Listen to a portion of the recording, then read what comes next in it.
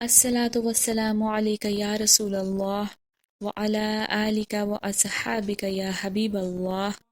پیارے دوستو، میرا آج کا موضوع رسول اللہ صلی اللہ علیہ وآلہ وسلم کی ہجرت مدینہ کے بعد پیش آنے والے دو اہم واقعات سے متعلق ہے، جس میں مسجد نبوی کی تعمیر اور عقد مواخات شامل ہیں۔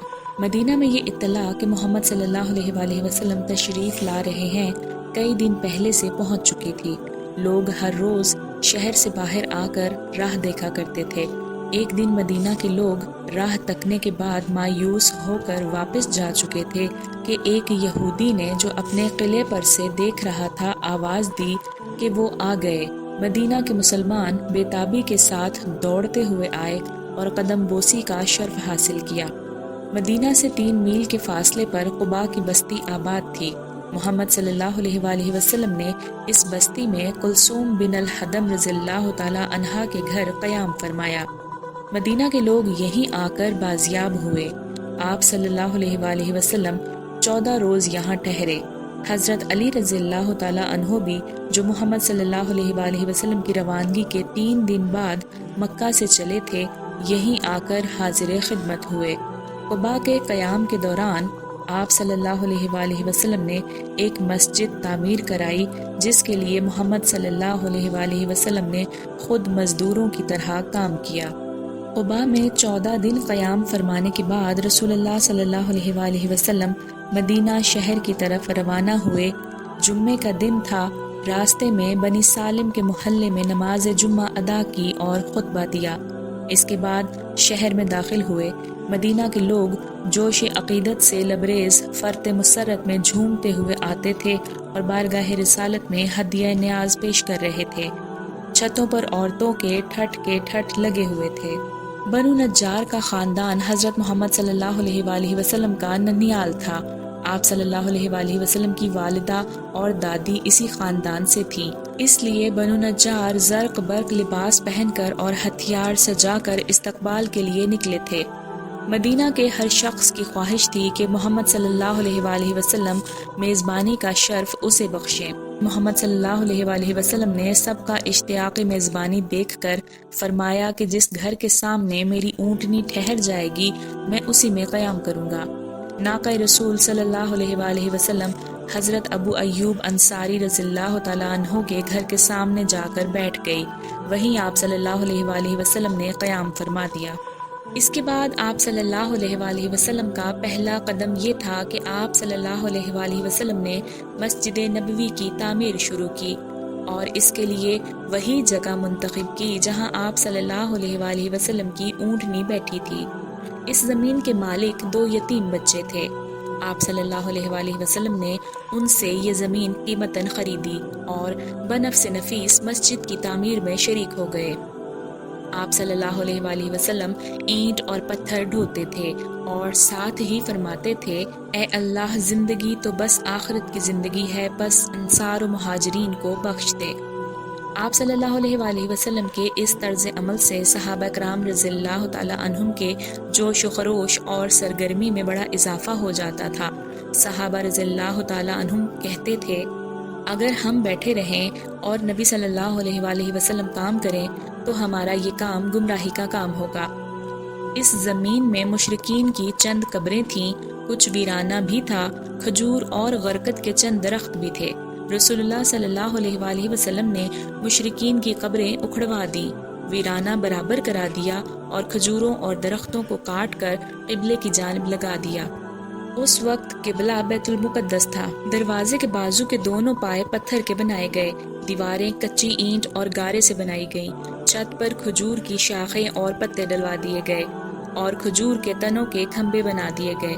زمین پر ریت اور چھوٹی چھوٹی کنکریاں بچھا دی گئیں۔ 3 دروازے لگائے گئے۔ قبلے کی دیوار سے پچھلی دیوار تک 100 ہاتھ لمبائی تھی، چوڑائی بھی اتنی یا اس سے کچھ کم تھی۔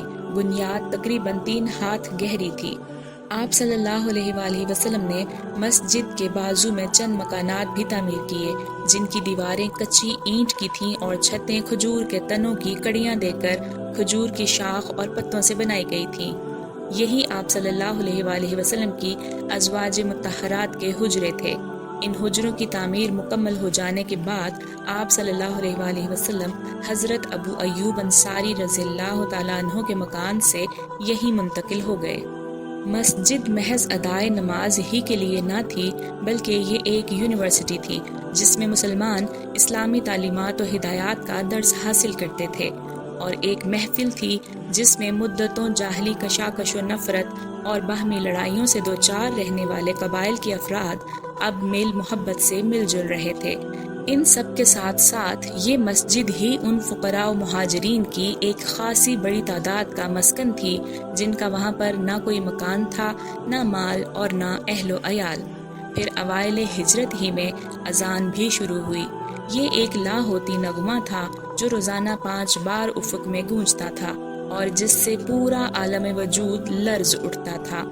جس طرح رسول اللہ صلی اللہ علیہ وآلہ وسلم نے مسجد نبوی کی تعمیر کا اہتمام فرما کر باہمی اجتماع اور میل و محبت کے ایک مرکز کو وجود بخشا، اسی طرح آپ صلی اللہ علیہ وآلہ وسلم نے تاریخ انسانی کا ایک اور نہایت تابناک کارنامہ انجام دیا، جسے مہاجرین و انصار کے درمیان مواخات اور بھائی چارے کے عمل کا نام دیا جاتا ہے۔ مسجد کی تعمیر سے فارغ ہونے کے بعد آپ صلی اللہ علیہ وآلہ وسلم مہاجرین کی رہائش کا مستقل انتظام فرمانے کی طرف متوجہ ہوئے، جو اس وقت تک انصار مدینہ کے مہمانوں کی حیثیت سے زندگی بسر کر رہے تھے۔ مہاجرین کی کل تعداد 45 تھی۔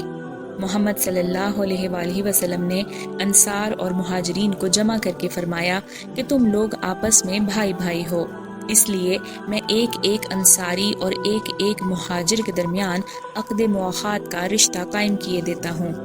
آپ صلی اللہ علیہ وآلہ وسلم نے انصار اور مہاجرین کے نام لے کر بھائی چارے کے اس رشتے کا اعلان کر دیا۔ جو مہاجر کسی کے حصے میں آیا وہ اسے اپنے گھر لے گیا اور اپنی املاک اور مال و اسباب سے نصف حصہ بانٹ کر اپنے مہاجر بھائی کے سامنے پیش کر دیا۔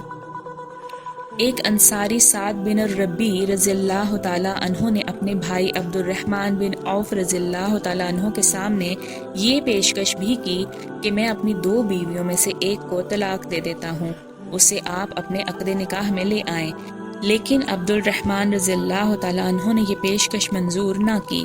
انصار کی املاک نخلستان تھے جس میں وہ غلے اور سبزی کی کاشت بھی کرتے تھے۔ مہاجر تاجر پیشہ لوگ تھے، نخل بندی اور کاشتکاری کا فن نہیں جانتے تھے، اس لیے مہاجرین نے نخلستانوں میں سے حصہ لینا بھی قبول نہ کیا۔ انصار نے کہا کہ نخلستانوں کی خبرگیری کا کام ہم خود کریں گے اور ان کے اسمار میں اپنے بھائیوں کو برابر کا شریک بنائیں گے۔ عبد الرحمن بن عوف مہاجر رضی اللہ تعالیٰ عنہ نے اپنے بھائی سے کوئی چیز لینا گوارا نہ کیا اور کہا کہ آپ مجھے بازار کا راستہ بتا دیں۔ عبد الرحمن رضی اللہ تعالیٰ عنہ نے کچھ پنیر اور کچھ گھی خریدا اور بازار کی راہ لی۔ شام کو لوٹے تو اپنی ضرورت سے زیادہ کما لائے تھے۔ یہ صاحب کچھ وقت گزرنے کے بعد مدینہ کے بہت بڑے تاجر بن گئے۔ حضرت ابو بکر صدیق رضی اللہ تعالیٰ عنہ نے مقام سخ میں کپڑے کا کارخانہ کھول لیا۔ حضرت عمر رضی اللہ تعالیٰ عنہ بھی مدینہ میں تجارت کا کاروبار کرنے لگے۔ تھوڑی مدت میں ان کی تجارت کا دامن شام اور ایران تک پھیل گیا۔ حضرت عثمان رضی اللہ تعالیٰ عنہ نے بازار میں کھجوروں کی دکان کھول لی۔ غرض مہاجر اپنے انصار بھائیوں کے لیے بار ثابت نہ ہوئے، وہ مفت کی روٹیاں توڑنے کے لیے وہاں نہیں گئے تھے۔